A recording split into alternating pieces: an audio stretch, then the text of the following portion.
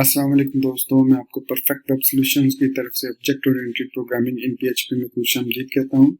आज से हम एक नई सीरीज स्टार्ट करने जा रहे हैं जिसमें हम object oriented programming using PHP के कोर कॉन्सेप्ट्स को, ऑब्जेक्ट ओरिएंटेड प्रोग्रामिंग के कॉन्सेप्ट को सीखेंगे यूजिंग पीएचपी कि हम कैसे पीएचपी को इस्तेमाल करते हुए ऑब्जेक्ट ओरिएंटेड प्रोग्रामिंग कर सकते हैं। तो चलिए शुरू करते हैं इस सीरीज को।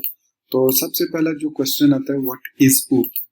So basically OOP stand for object oriented programming, और इसमें हम अपना जो कोड होता है या उसका जो स्ट्रक्चर होता है उसको ऑब्जेक्ट्स की फॉर्म में डिफाइन करते हैं। मतलब कि आपने अगर कोई कोड लिखा हुआ है या आपने कोई स्ट्रक्चर आपने बनाया हुआ है, तो आप उसको जब या आपके पास कोई प्रॉब्लम आई है तो आप उसको ऑब्जेक्ट्स की सूरत में उस प्रॉब्लम को सॉल्व करेंगे, और फिर कोई भी प्रोग्रामिंग लैंग्वेज यूज करते हुए जो भी आपकी फेवरेट है, क्योंकि हम इसमें पीएचपी को पढ़ रहे हैं तो इसमें मैं आपको पीएचपी की एग्जांपल दूंगा। तो आप पीएचपी को यूज करते हुए उसमें ऑब्जेक्ट्स वगैरह बना सकते हैं अपने उस प्रॉब्लम को सॉल्व करने के लिए OOP के अंदर। और दूसरी सूरत में ये जो ऑब्जेक्ट्स होते हैं ये क्या होते हैं, बेसिकली ये कलेक्शन ऑफ वेरिएबल्स या जिनको आप प्रॉपर्टीज भी कहते हैं। OOP के अंदर उसको प्रॉपर्टीज कहा जाता है और नॉर्मल पीएचपी में हम उनको वेरिएबल्स कहते हैं। जैसे आप वेरिएबल्स डिफाइन करते हैं नॉर्मल पीएचपी में, OOP के अंदर उसको प्रॉपर्टीज कहा जाता है। इसके अलावा फंक्शंस को भी आप यूज करते हैं जिनको OOP के अंदर तो मेथड्स कहा जाता है, लेकिन हम उसको नॉर्मल जो स्ट्रक्चरल या जो प्रोसीजरल या स्ट्रक्चर प्रोग्रामिंग है उसके अंदर हम इसको फंक्शंस का नाम देते हैं। तो मतलब जो ऑब्जेक्ट्स होते हैं जो हम OOP के अंदर यूज करते हैं वो collection of variables and functions होता है, जिनको हम OOP के अंदर प्रॉपर्टीज एंड मेथड्स कहते हैं। तो इसके बाद जितनी भी मैं आगे बनाऊंगा ट्यूटोरियल्स या जितनी भी सीरीज आगे चलेगी उसमें मैं आपको प्रॉपर्टीज जब रेफर करूंगा तो इसका मतलब है वेरिएबल्स, और मेथड्स जब मैं यूज करूंगा तो इट मींस फंक्शंस। तो इसके अलावा OOP को एक कहा जाता है कि प्रोग्रामिंग हिस्ट्री में ये एक बहुत जबरदस्त इन्वेंशन है जिसकी वजह से प्रॉब्लम सॉल्विंग आसान हो गई। मतलब आई थिंक 1967 में फर्स्ट प्रोग्रामिंग लैंग्वेज जो सिमुला के नाम से थी वो इंट्रोड्यूस हुई थी as an object oriented, pure object oriented programming language. उसके बाद काफी सारी C++ भी है, जावा है, तो उनमें से PHP भी एक ऑब्जेक्ट ओरिएंटेड प्रोग्रामिंग लैंग्वेज है। पीएचपी में और दूसरी ऑब्जेक्ट ओरिएंटेड प्रोग्रामिंग लैंग्वेजेस में जो मेजर डिफरेंस वो ये है कि पीएचपी को सीख के आप सिर्फ ऑब्जेक्ट ओरिएंटेड नहीं बल्कि अपनी स्ट्रक्चर प्रोग्रामिंग हैबिट्स को भी कंटिन्यू कर सकते हैं। मतलब अगर आपको पीएचपी आती है तो आप अपना स्ट्रक्चर्ड प्रोग्रामिंग भी इसमें कर सकते हैं, जबकि दूसरी जो जैसे जावा है, Java is purely object oriented based language. उसमें आप प्रोसीजरल या structure languages, structure function include वगैरह इस तरह नहीं कर सकते। उसमें मस्ट आपको OOP अप्रोच यूज करनी होती है, ठीक है। लेकिन चूंकि हम इसमें पीएचपी पढ़ रहे हैं तो हम इसको कंसिडर उसमें पर्टिकुलरली हम ऑब्जेक्ट ओरिएंटेड लेआउट पे ही जितने भी ट्यूटोरियल एग्जांपल्स देखेंगे वो ऑब्जेक्ट ओरिएंटेड पे बेस करेंगे। तो फिर उसके बाद कॉन्सेप्ट आता है, अगर हम प्रोसीजरल लैंग्वेज में सब कुछ कर सकते हैं स्ट्रक्चर लैंग्वेज को पीएचपी के, तो व्हाई यूज OOP? फिर पीएचपी पे हमें OOP यूज क्यों करना चाहिए, क्यों हमें प्रेफर करना चाहिए कि हम OOP को यूज करें बजाय हम स्ट्रक्चर प्रोग्रामिंग को यूज करें? तो इसकी मेनली रीजन ये है कि जब आप OOP कॉन्सेप्ट सीख जाएंगे तो आप किस चीज पे काबू पा लेंगे, ये कि मॉड्यूलरिटी। मतलब आप जो प्रॉब्लम होगी उसको एक मॉड्यूलर अप्रोच के साथ आप डिजाइन कर सकते हैं। जब वो एक मॉड्यूल बन जाएगा तो आप उसको मल्टी जगह पे मल्टीपर्पज के लिए भी यूज कर सकते हैं। इसके अलावा उसमें एक्सटेंसिबिलिटी की ऑप्शन होती है कि आप उस एक ऑब्जेक्ट का कोड दूसरे ऑब्जेक्ट के साथ शेयर भी कर सकते हैं।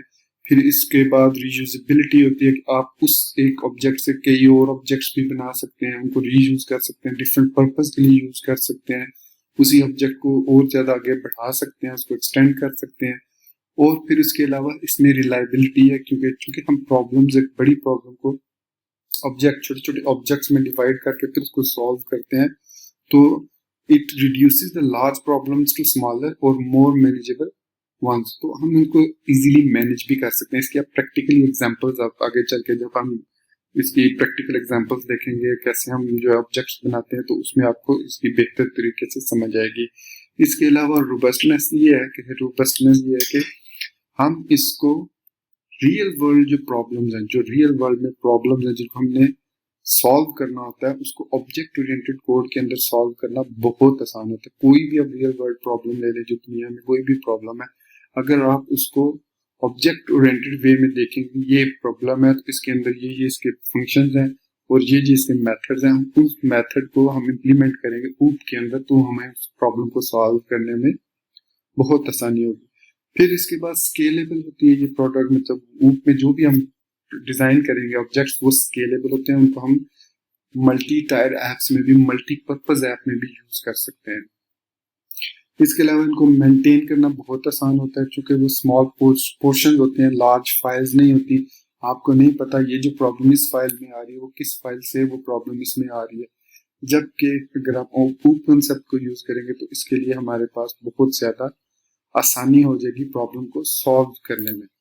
फिर उसके अलावा एब्स्ट्रैक्शन, इनकैप्सुलेशन, इनहेरिटेंस, पॉलीमॉर्फिज्म, ये 4 कोर कॉन्सेप्ट हैं ऑब्जेक्ट ओरिएंटेड प्रोग्रामिंग के।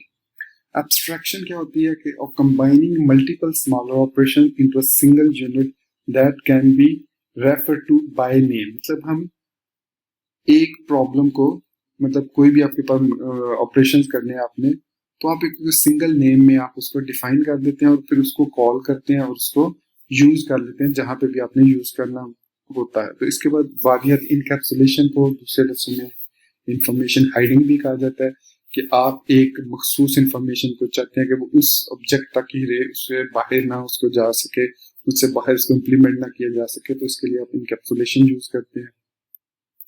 फिर इनहेरिटेंस होती है। इनहेरिटेंस में आप कह सकते हैं कि आपने एक ऑब्जेक्ट क्रिएट करना है, उस ऑब्जेक्ट को आपने एक्सटेंड करना है, उस ऑब्जेक्ट की फंक्शनलिटी को आपने या उसकी जो टाइप है उसको आपने और ज्यादा एक्सटेंड करना है, तो इसके लिए आप उस ऑब्जेक्ट को इनहेरिट करेंगे एक फर्दर ऑब्जेक्ट बनाने में, तो इससे भी आप इसको आप इनहेरिटेंस कह सकते हैं। फिर इसके बाद पॉलीमॉर्फिज्म का कॉन्सेप्ट आता है। पॉलीमॉर्फिज्म का ये कॉन्सेप्ट है कि आपके पास अगर मल्टीपल ऑब्जेक्ट्स हैं तो हर ऑब्जेक्ट के लिए एक सेम फंक्शन है, मतलब हर ऑब्जेक्ट में मखसूस एक फंक्शन है, उसका एक मखसूस काम है, लेकिन वो हर फंक्शन के लिए, वो हर एक ऑब्जेक्ट के लिए डिफरेंट चीज रिटर्न करता है। तो इस चीज को हम कहते हैं पॉलीमॉर्फिज्म, यानी यूजिंग द सेम नेम, आप सेम नाम यूज करेंगे उसका तो invoke different operation on objects of different data types, मतलब आपके डिफरेंट किस्म के आपने ऑब्जेक्ट्स बनाए हैं, तो अब एक ऐसा नेम है जो कि सब में कॉमन है, लेकिन वो क्या कर रहा है, वो डिफरेंट रिजल्ट आपको दे रहा है। नाम उसका सेम है लेकिन वो रिजल्ट आपको डिफरेंट दे रहा है, तो इसको कहा जाता है पॉलीमॉर्फिज्म। तो ये वो रीजन है जिसकी वजह से हम ऊप को यूज करते हैं अपने रियल लाइफ प्रॉब्लम्स को सॉल्व करने में, और आगे चल के मतलब जितने भी आगे डेवलपमेंट हो रही है, जितने भी एमवीसी डेवलप हो रहे हैं या जितने भी सीएमएस डेवलप हो रहे हैं, वो all of them are using the core concepts of object oriented programming। वो सारे ऑब्जेक्ट ओरिएंटेड प्रोग्रामिंग को चूज करते हैं और प्रेफर भी यही करते हैं कि जो भी हमें डेवलपर मिले या जो भी हमें बंदा मिले उसको ओप के कॉन्सेप्ट होने चाहिए। तो these are the common concept. जो भी आपसे पूछे कि ये ओप को क्यों यूज करते हैं या ओप क्या है, तो I think this is the best option कि उसमें हम मॉड्यूलैरिटी ला सकते हैं प्रॉब्लम में। हर मतलब प्रॉब्लम को हम मॉड्यूल्स में डिवाइड करके उसको एक मॉड्यूलर अप्रोच, और Zend framework, MVC framework is the best example of modular programming. फिर उसके बाद अगर एक्सेसिबिलिटी की बात करें, फिर रीयूजेबिलिटी, रिलायबिलिटी, रोबस्टनेस, स्केलेबिलिटी और मेंटेनेबिलिटी, ये सारी वो एबिलिटीज हैं ऊप के अंदर जिसकी वजह से ऊप is far more better than using that structured programming in PHP. तो अगर आपको इसका कॉन्सेप्ट समझ आ जाए कि ऊप क्या है, क्यों है, तो मेरे ख्याल में आप आज से ही स्ट्रक्चर प्रोग्रामिंग को कॉन्सेप्ट को छोड़ के कोशिश करेंगे कि अगर आपने कोई छोटी से छोटी प्रॉब्लम भी सॉल्व करनी है तो आप उसकी क्लास बनाए, उसका ऑब्जेक्ट बनाए और उसको यूज करें। तो ऑब्जेक्ट ओरिएंटेड प्रोग्रामिंग में कुछ टर्म्स यूज होती हैं जो कि जिनके बारे में जानना आपके लिए बहुत जरूरी है पीएचपी के अंदर, जिसमें सबसे पहला कोर कॉन्सेप्ट है क्लास। क्लास एक रिजर्व वर्ड है जो कि यूज होता है ऑब्जेक्ट का ब्लूप्रिंट बनाने के लिए, मतलब आपने जो ऑब्जेक्ट बनाना है कोई, तो उसके लिए उसका एक ब्लूप्रिंट बनाना है। उस ब्लूप्रिंट को बनाने के लिए हम क्लास का वर्ड, कीवर्ड यूज करते हैं। पीएचपी के अंदर क्लास एक रिजर्व वर्ड है, हम इसको यूज करते हैं ऑब्जेक्ट्स का ब्लूप्रिंट बनाने के लिए। अगर आप यहाँ पे डेफिनेशन में देखें तो a class is a construct that is used as a template, template भी कह सकते हैं उसको आप, उसको एक आप ब्लूप्रिंट भी कह सकते हैं template, to create objects of that class. This blueprint, अब यहाँ पे देखो टेम्पलेट का और यहाँ पे blueprint. This blueprint describes the state and behavior that the object of the class all share. मतलब अब यहाँ पे उसका बिहेवियर से मुराद यहाँ से आप फंक्शन ले सकते हैं और ऑब्जेक्ट से मुराद उसके अंदर मौजूद आप प्रॉपर्टीज को ले सकते हैं. मेथड और प्रॉपर्टीज को यूज करते हुए हम उस क्लास के अंदर उनको डिफाइन करते हैं. तो इंस्टेंस, इसके बारे में कि इंस्टेंस क्या चीज होती है कि जब हम किसी ब्लूप्रिंट से कोई एक रियल ऑब्जेक्ट बनाते हैं तो वो ऑब्जेक्ट जो होता है that is called the instance of that class. One can have an instance of a class. The instance is the actual object created at run time. तो उसके बाद नीचे एट्रीब्यूट प्रॉपर्टीज है, ऑपरेशंस और मेथड्स है. एट्रीब्यूट्स बेसिकली प्रॉपर्टीज को ही कहा जाता है जिसको हम वेरिएबल्स भी कहते हैं. ऑपरेशन जो उसने काम करने हैं जिनको मेथड्स भी कहा जाता है और जिनको मैंने कहा कि स्ट्रक्चर प्रोग्रामिंग में फंक्शंस भी कहा जाता है. ऊपर जैसे मेंशन है that represent it's state and that represent it's behaviour. इसके अलावा कुछ एक्सेस मॉडिफायर्स होते हैं ऑब्जेक्ट ओरिएंटेड प्रोग्रामिंग के अंदर जिनके बारे में जानना बहुत जरूरी है. इसमें 4 होते हैं हमारे पास: पब्लिक, प्राइवेट, प्रोटेक्टेड और फाइनल. पब्लिक जो हमारे पास एक्सेस मॉडिफायर होता है वो बाय डिफॉल्ट होता है. अगर हम कोई मॉडिफायर एक्सेस मॉडिफायर नहीं लगाते तो जो डिफॉल्ट मॉडिफायर होता है वो हमारे पास पब्लिक होता है. इसका मतलब होता है this resource can be access from any scope. आप ध्यान में रखिएगा कि ऑब्जेक्ट ओरिएंटेड प्रोग्रामिंग के लिए कुछ स्कोप्स होते हैं कि किस स्कोप के तहत आप किस लेवल के तहत आप इस प्रॉपर्टी को या इस बिहेवियर को एक्सेस करना चाह रहे हैं. अगर वो पब्लिक है तो you can access it in any way. Private, अब प्राइवेट जो एक्सेस मॉडिफायर होता है वो सिर्फ और सिर्फ विद इन दैट क्लास या विद इन दैट पर्टिकुलर जो ब्लूप्रिंट है उसके अंदर ही अंदर रह के अपना काम करेगा. उससे बाहर उसको ऑब्जेक्ट जो है वो डायरेक्टली उसको एक्सेस नहीं कर सकता. ये हमने इंफॉर्मेशन हाइडिंग कर दी है कि वो information with in the class उस ब्लूप्रिंट के अंदर जो भी काम करेगी वो उसके बाद आप एक रिजल्ट रिटर्न करेगी. आप उस ऑब्जेक्ट को या उस मेथड को या उस प्रॉपर्टी को बाहर एक्सेस नहीं कर सकते. वो मेथड भी हो सकता है या वो प्रॉपर्टी भी हो सकती है.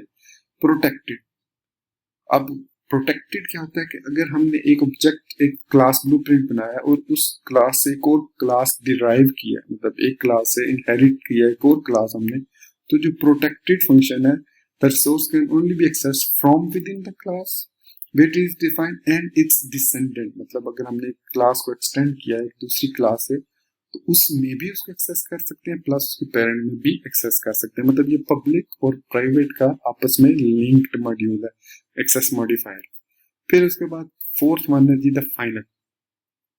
This resource is accessible from any scope but can not be overridden in descendant. It only applies to method and classes. Classes that are declared as final can not be extend. तो ये जो final keyword है इसको आप उसके साथ use नहीं कर सकते प्रॉपर्टीज के साथ. प्रोटेक्टेड, प्राइवेट और पब्लिक को यूज कर सकते हैं लेकिन फाइनल जो कीवर्ड है फिर. अच्छा, एक और चीज ध्यान में रखिएगा, ये जो वर्ड्स हैं जिनको याद रखना है अपने टर्म्स को, ये सारे रिजर्व्ड है सवाए इंस्टेंस के. ठीक है, बाकी सारी मतलब क्लास और पब्लिक, प्राइवेट, प्रोटेक्टेड और फाइनल ये रिजर्व्ड है. बाकी attributes, properties, operation, method, these are the terms. ये रिजर्व नहीं है, ये टर्म्स हैं. जबकि पब्लिक, प्राइवेट, प्रोटेक्टेड, फाइनल और क्लास जो है ये रिजर्व्ड है. ये पीएचपी के अंदर रिजर्व वर्ड्स हैं. तो फाइनल के जरिए हम जब किसी मेथड को फाइनल डिक्लेयर कर देते हैं कि ये जो मेथड है ये फाइनल है, मतलब आप इसको किसी सूरत में भी इसको डिसेंडेंट या उसके जिस एक्सटेंड किया उसके अंदर हम इसको यूज नहीं कर सकते, रीडिक्लेयर नहीं कर सकते. आगे चल के हम इसकी प्रैक्टिकल एक एग्जांपल भी देखेंगे. या तो वो क्लास अगर आपने फाइनल कर दिया तो उस क्लास को भी एक्सटेंड नहीं किया जा सकता, कैन नॉट बी एक्सटेंडेड. अगर आपने क्लास किसी को फाइनल वर्ड के साथ मतलब फाइनल क्लास के साथ उसको आपने डिफाइन किया तो आप उसको एक्सेस नहीं कर सकें, उसको डिसेंडेंट उसके नहीं बना सकते. That is a final class जिसको डिराइव नहीं किया जा सकता कहीं भी किसी भी और क्लास में.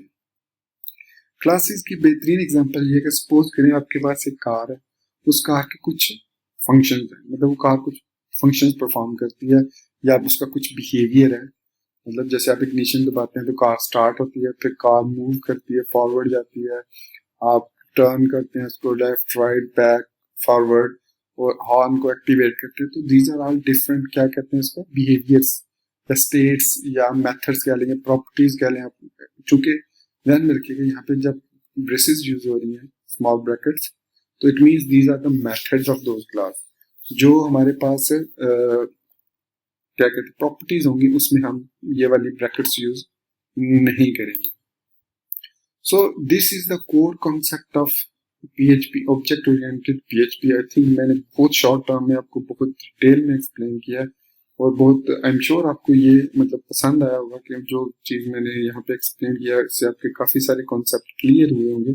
लेकिन if still you are missing something, आप इसी वीडियो के कमेंट सेक्शन में नीचे कमेंट करें उस क्वेश्चन के बारे में, and I will try my best. मैं अपनी पूरी कोशिश करूंगा आपको उसके आंसर देकर सेटिस्फाई करने की।